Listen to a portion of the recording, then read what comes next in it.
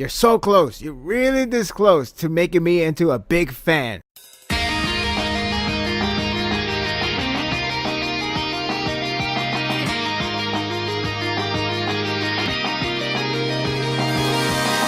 The series continues to impress me to the point that I may start buying all of released volume. The art continues to sharpen its intensity and perhaps become the best arc yet. The series continues to deliver great content. The chapter continues the discussion between All Might and Deku, and this was the tipping point. The reactions of Deku are staggering because those reactions say a lot of his thoughts on All Might's future.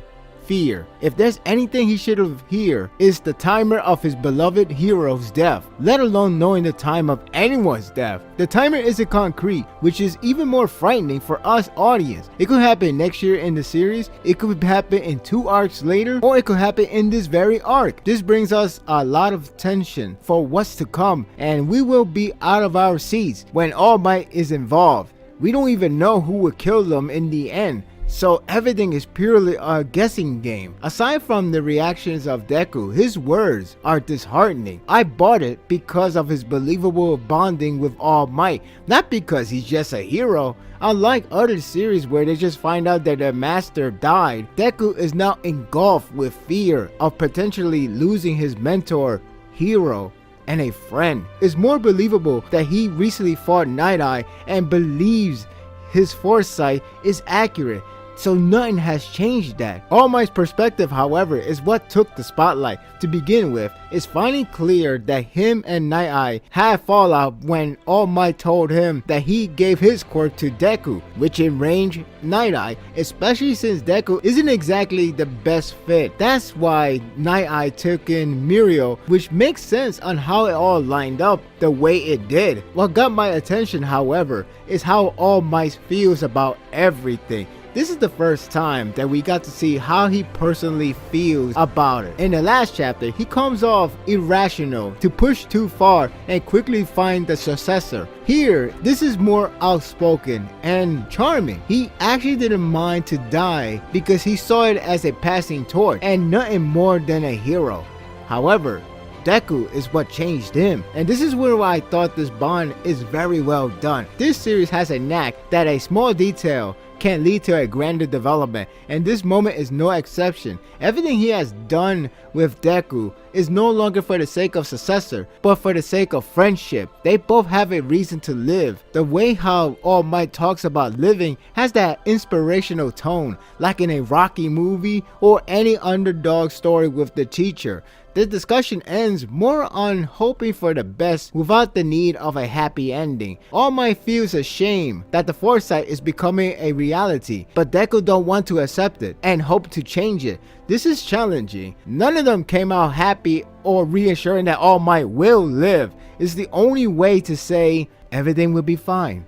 The chapter transitioned to more of a hype time, and it certainly got me hyped. Nejire is looking pretty promising with her not so clear quirk display that I want more of. It has to do with wave or twist or something, I can't be really sure. Her name, however, Hado, does imply literary sense. It also turns out that Ochako and Tsuyu are part of the team. It's funny because I just got out of saying that I would like to see more on Hiroin's side. So, yay for me! It's not to say that they're bad, far from it.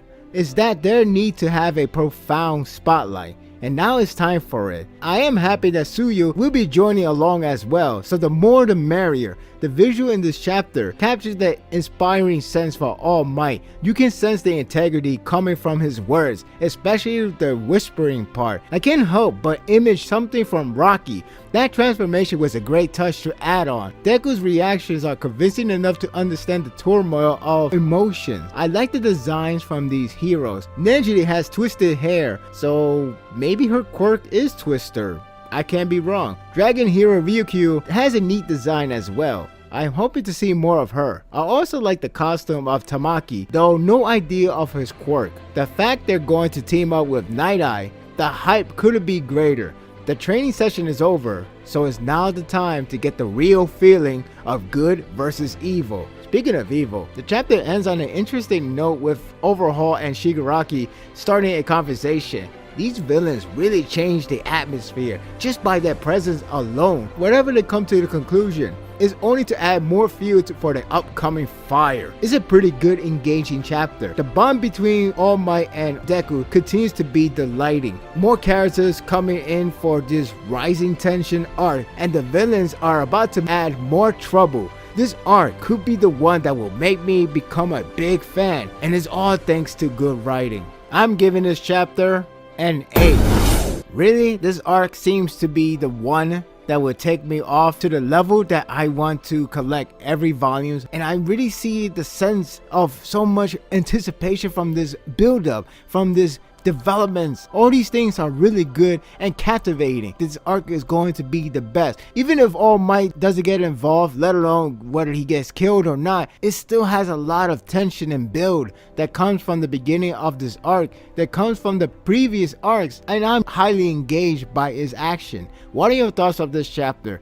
Do you think All Might will die, no matter what's the cause? This is like facing against reality, or you could try to change the reality. This is something that is actually really interesting because they challenge the idea that you can never change the future, or you can. It's hard to say, but this is the way how the story is written. And one thing for certain, when the time comes, I'm going to be incredibly invested to see if he is going to die or not. I think he's not going to die. I mean, if he does die, that really will suck, but if he doesn't die, then that's awesome. And that would do it for today's review. I hope you enjoyed this one. If you like this and want more of this, subscribe to my channel and my world will be yours to stay. Until next time, take care.